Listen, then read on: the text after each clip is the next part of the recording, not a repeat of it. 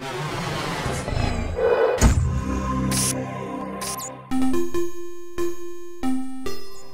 of the things on this side of the aisle, they're still kicking. Still kicking? Mm-hmm. See what you find out when you include the old guy, huh? What, are you having a stroke? Your hair, do you do that on your own, or do the stylist decide you're going to get these streaks? That was, when I joined the cast of Warehouse, Yeah. I had shoulder-length brown hair, like the same hairstyle I've had effectively since I was 6. It was just sort of everyone's general opinion that, you know, if Claudia is this edgy character, she's got to have a sceney haircut. And so I believe there were meetings upon meetings about how Allison Scaliotti's hair should be changed, which is something that I'll never wrap my head around about network proceedings, but, you know, the idea to throw some color and give it a choppy cut was something I was in favor of from the beginning. And then with the colored streak, it was our hair designer Susan Exton Stranks who said, let's put a clip in it, and so it's a little extension that changes color every week. Oh, okay. And Saul jokes almost on a weekly basis that he wants to just in a scene walk up to me and yank it right out of my head and say what's the meaning of this, and I in turn will grab onto his life-size eyebrows and yank on those and go, what's the meaning of these? He'll go, okay, checkmate. Got it. We're actually making a t-shirt, Allison. Of? We're doing a t-shirt where fans can actually color in your hair on their t-shirts. Are you serious? Oh, that's cool. That's so cool. Yep. So I can have like all So purple every hair day and of a the red week, streak. you can change your hair with your markers and then wash it out and then change it from there. Can we So you talk can about use it that? as- Is that really going to happen? It really is awesome. We're doing a t-shirt of Allisons hair. You can use it yourself to make suggestions on what. Yes. I should, yeah. See now, look how good this looks. You know? Right? Love that. What else? Where's my Claudia action figure? Or is that like a season 4 Now thing? you're going to turn around and say, That's like a season 4 thing. work on that. Right now we're t-shirts. Quantum Mechanics has made these amazing replicas of our Farnsworths. And Jack Henney, our showrunner, had this great party to celebrate the finale airing.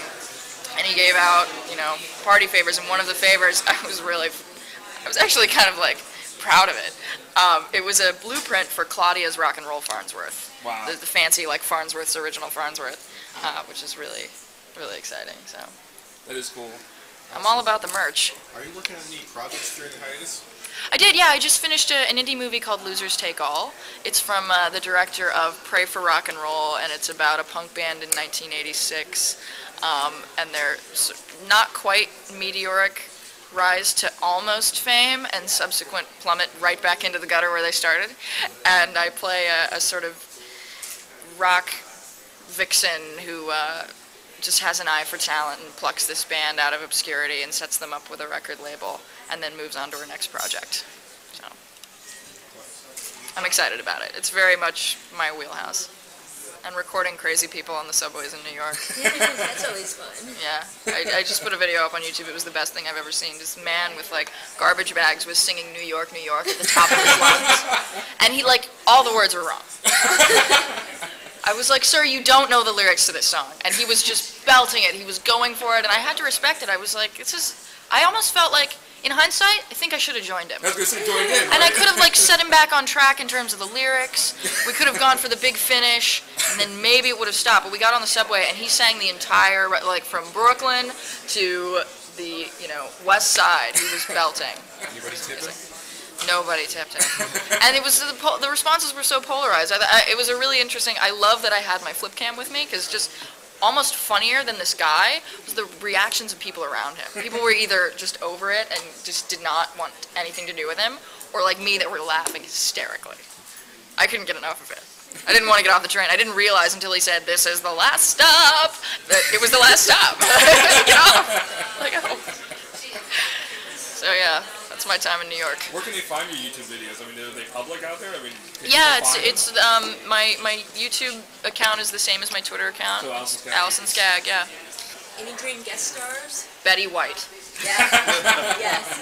I want Betty White You know, unfortunately, B. Arthur's not with us anymore. Right. Otherwise, it would be B. Arthur. I think Christopher Walken, if he's still standing up, and any sort of classic rock musician we could get. Like when I said Debbie Harry, I meant it. Joan Jett would be ultimate. Oh, Wow. You know, I don't know what Pat Benatar's doing right now, but you know, let's get her up there. but number one, Betty White. Look, it's encrypted. That's so cute. I don't